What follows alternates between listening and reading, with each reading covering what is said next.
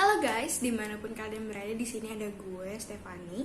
Di sini gue akan mempresentasikan mengenai apa sih itu toxic relationship dan apa ciri-cirinya, ya kan? Oke, di sini gue pertama akan menjelaskan apa sih itu namanya toxic relationship. Toxic relationship atau hubungan yang tidak sehat atau tidak baik lah ya. Itu adalah hubungan yang memiliki yang tidak saling mendukung. Gimana ya maksudnya? Hubungan yang tidak saling mendukung. Ketika ada konflik dan salah satunya akan berusaha untuk merusak yang lainnya, di mana ada persaingan, ada rasa tidak hormat dan kurangnya kerjasama. Kenapa sih bisa terjadi gitu? Biasanya dapat terjadi karena mereka kurang mendapatkan kasih sayang, terus pernah merasakan diintimidasi, dan mereka memiliki gangguan kesehatan seperti bipolar dan depresi, terus kecemasan yang berlebih gitu. Apa sih? Dan gue membahas ciri-ciri relationship yang awam dan orang-orang tahu tuh biasanya kan kayak fisik. Itu orang biasanya kalau udah marah, pasangan kita tuh bisa marah itu karena bisa main tangan gitu kan, bisa mukul, bisa nampar dan segala macemnya. Di situ juga kita akhirnya ngerasa nggak ada bahagianya nih gue sama nih orang gitu. Itu bisa terjadi karena itu bisa disebut, bukan terjadi, itu bisa disebut namanya toxic relationship. Terus ciri-ciri lainnya tuh ada apa aja sih? Oke, gue sebutin. Kurangnya dukungan dari pasangan kita sehingga pencapaian apapun yang dicapai oleh salah satu orang yang terlibat dianggap sebagai kompetisi gitu.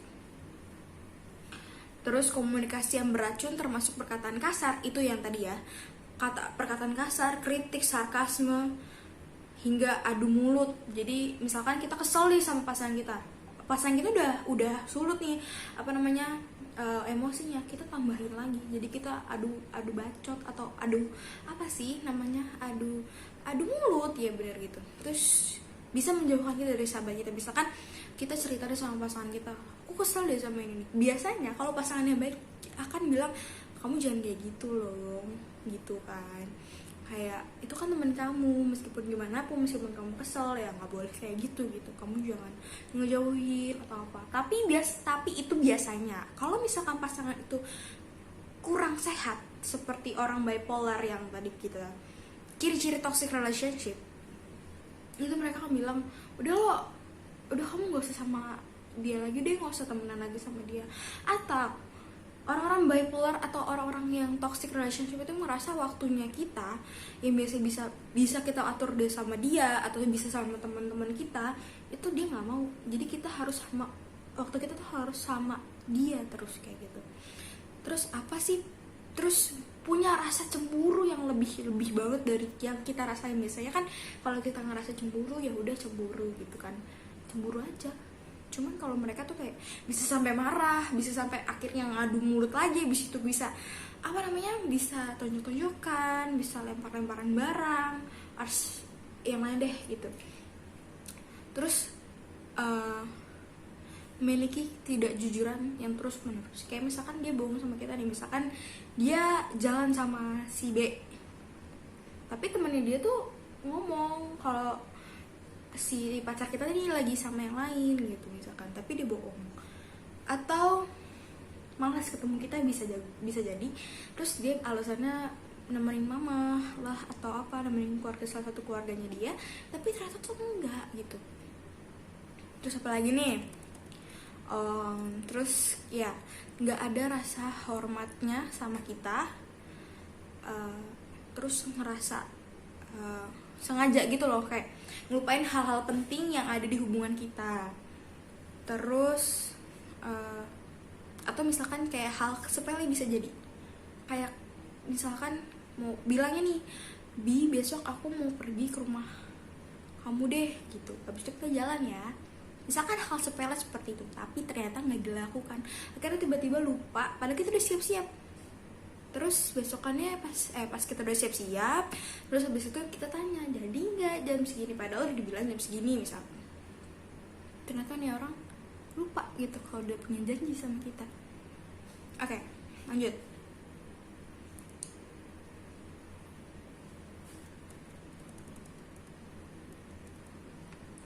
Terus contoh hubungan yang gak sehat nih guys, sering mencela dan meremehkan. Oke, pernah ada orang yang cerita sama gue kalau misalkan dia tuh selalu ngerasa kalau pasangannya selalu meremehkan apa yang dilakukan gitu. Kayak misalkan, ala lu jadi cewek nggak bisa masak lah segala macem, ngapain lu masak segala macem gitu. Itu namanya meremehkan loh guys. Bisa akhirnya kita kan sakit hati, padahal kita udah berusaha untuk pasangan kita biar bahagia, biar seneng gitu. Itu bisa termasuk pasangan atau hubungan yang tidak sehat gitu, salah satunya. Terus atau yang kita lakukan untuk dia atau kita lakukan untuk orang lain. Misalkan kita caper nih ya sama orang lain, pasangan kita ngerasa, bukan caper kayak gimana, maksudnya kita kerja dan pasangan kita ada di situ gitu. Pasangan kita akan ngerasa itu apa yang lo lakukan, apa yang kita lakukan tuh nggak sama sekali berharga. Terus punya temperamen yang cepet gitu, gitu rasa kayak padahal tadi baik-baik aja tiba-tiba marah. Padahal kita lagi baik-baik aja, kayak ketawa-ketawa tiba-tiba bisa marah sama kita. Terus bisa ada pasangan, nggak tahu nih siapa ya, ada pasangan yang mendorong kita, kira kita ngerasa kalau kita tuh selalu salah gitu. Untuk kita merasa bersalah, akhirnya ya udah sakit hati lagi, kayak harusnya kan gini tapi udahlah gitu.